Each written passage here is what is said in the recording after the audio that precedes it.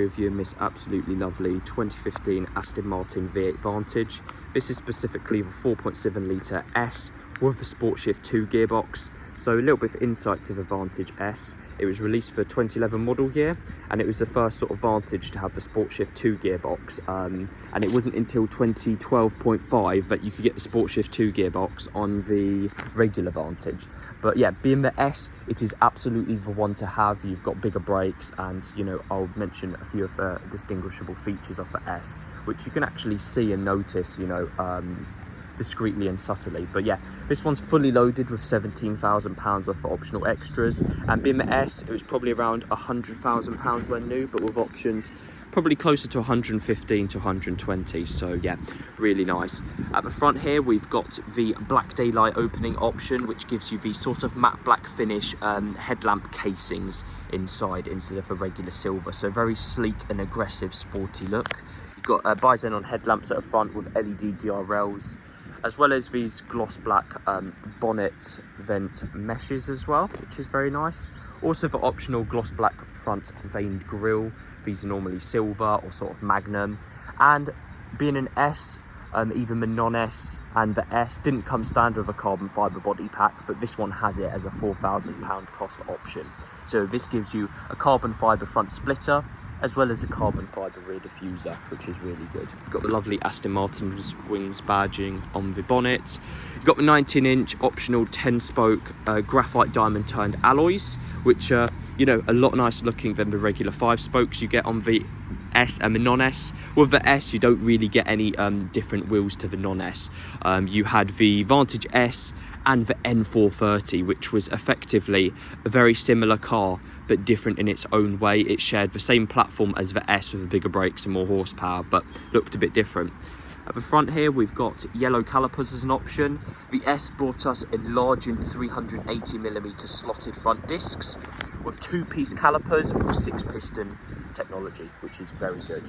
Lots of stopping power. You've got the N400 sills on the normal Vantage. The S adds to that by giving you distinguishable features from the V12 Vantage. So this has got enlarging V12 side sills, as well as a revised sort of front bumper and splitter from the Vantage V12, which again is a very aggressive car. And you know, this has also wider tyres all round, especially wider rear tyres on the S to handle that power and, you know, make it a bit more aggressive basically.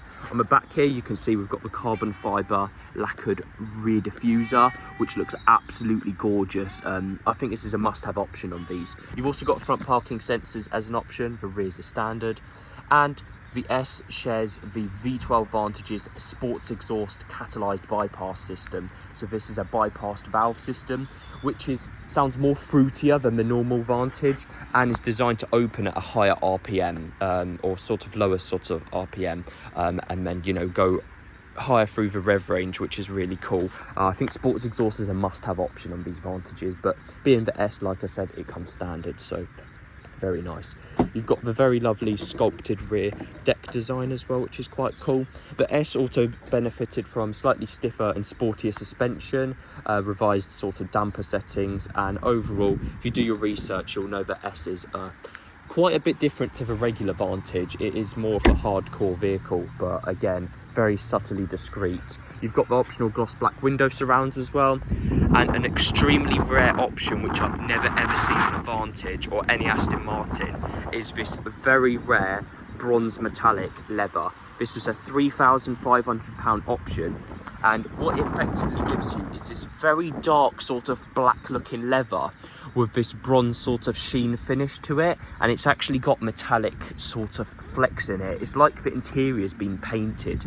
It's really cool on the top coat. So it's got its own special dye and stuff, which we've got. And you've also got the bronze stitching. These are the Vantage S door cards as well. Specifically on the Vantage S, you've got these 3 flowing lines, which is quite distinguishable, as well as these 3 lines on the seat as well, which you do not get on the regular Vantage. Moving on interior as well, this one's sort of got custom carpet mats, but underneath of the original it's been untouched. And you've got these sort of aluminium pedals as well, with a kick plate or footrest, and these rubber studs on them, which again look really cool.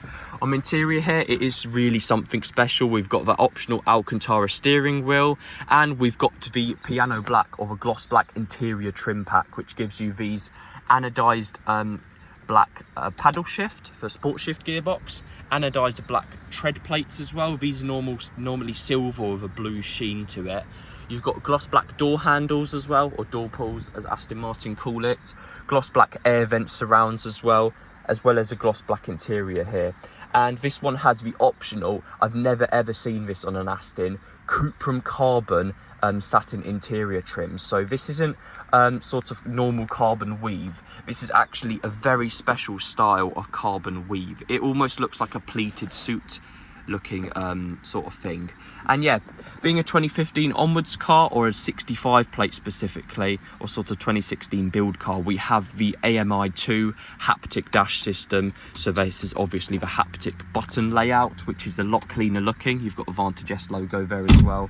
You've got the Volvo switchgear with electric folding mirrors, cruise control, Bluetooth controls, parking sensors front and rear here. And yeah, being the Haptic Dash, we've got all the buttons which give you haptic feedback, as well as the climate control system. And the previous owner has opted for an Apple CarPlay system to be retrofitted. So it still uses the AMI2 system, but it does have Apple CarPlay function, which is quite cool. So yeah, this system, you know, gave us still the same Garmin nav until they upgraded to AMI3 with a slightly different navigation, which wasn't much different. But you've also got this power meter, which I think is really cool. It shows your horsepower and newtons of torque, which is really cool. And to start up the car, obviously, we just hold the glass ECU in the center console and it fires to life. Good thing to know about this gearbox is the light is currently flashing on the neutral here. You do want to wait until that light goes out so the gearbox has learned and gone in program mode.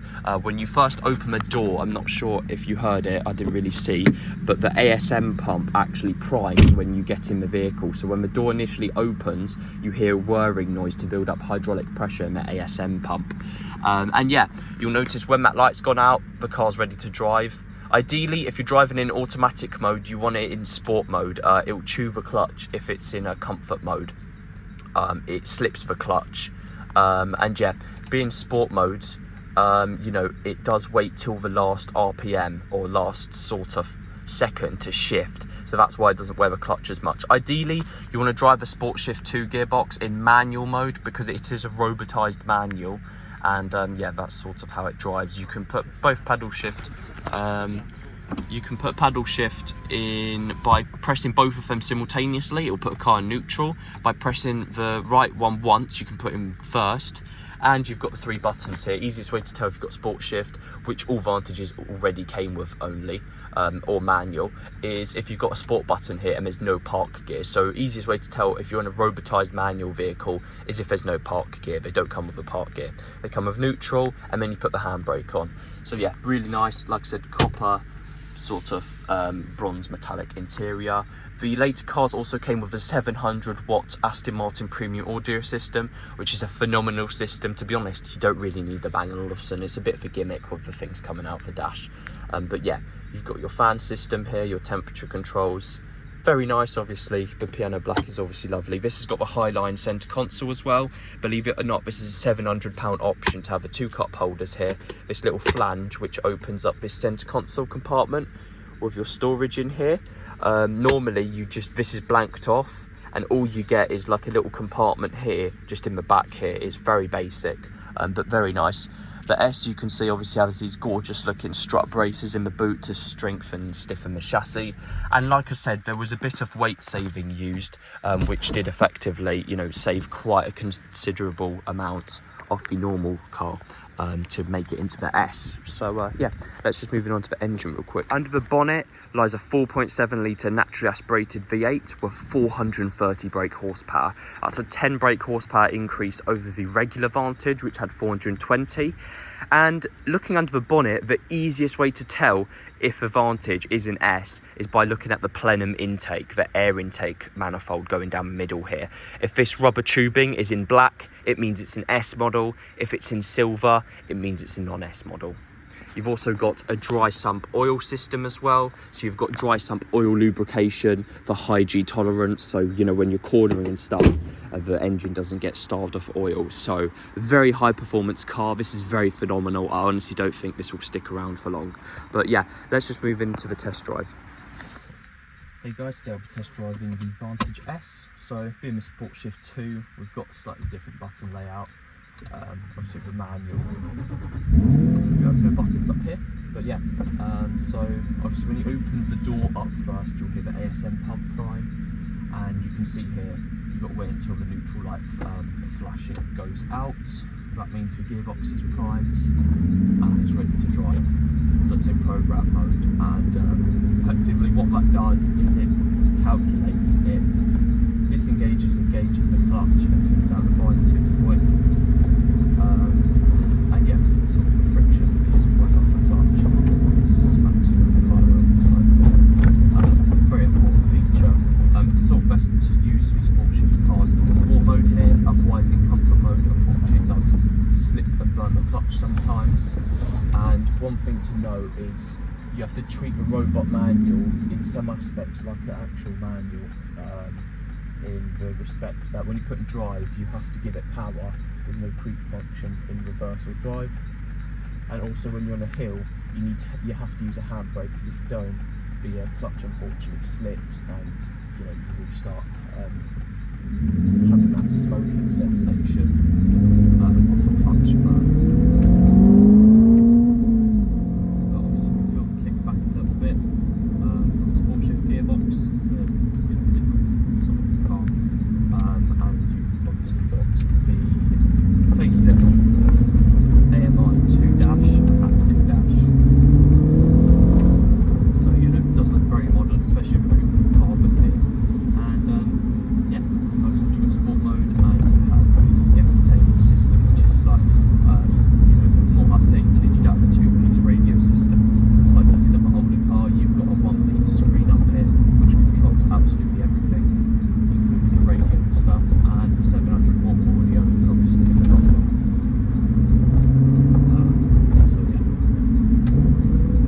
And obviously the SportShift gearbox is relatively quick on the downshifts, and the upshifts it can be described as not as quick as a DCT gearbox, but at the same time a lot quicker than a conventional manual. So that's sort of the charm of the SportShift II gearbox. It's single clutch, it's sort of designed that way. It gives it a bit of character to the gearbox, with a slight lurch to it. It almost feels like you're driving a manual, which is quite funny, hence the name robotised manual or robot manual gearbox. So yeah, it's also described as an automated manual, but it's quite a popular gearbox choice of these Vantages until we moved on to the later ZF8 gearboxes, which is effectively what the DB9 and Vantage have of this generation. But that sports exhaust system is very nice. It does open up sort of after 3000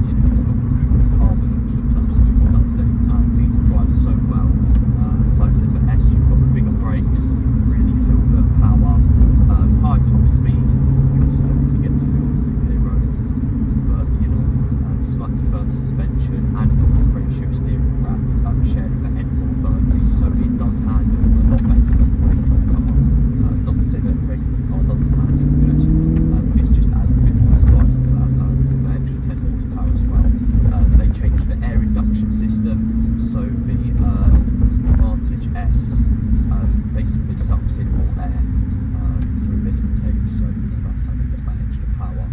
But yeah, you'll notice we also, the gearbox clicks and engages into first gear when we're below 6 miles per hour, regardless of